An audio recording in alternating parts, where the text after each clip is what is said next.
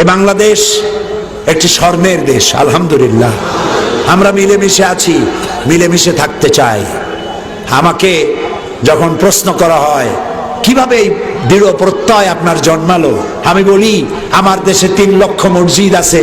এই মসজিদের আজান শুনে, ফজরের আজান শুনে আমার 15 কোটি মানুষের ঘুম ভাঙে। আর রাতের বেলায় এশার আজান শুনে আমার লোকেরা নামাজ পড়ে ঘুমোতে যায়। আমার চাষিরা ফজরের নামাজ পড়ে, নিরন্ন চাষি, ঘরে খাবার নাই, পরোটা নাই, কালাইয়ের বড় বড় রুটিও বানাবার তাদের তৌফিক নাই।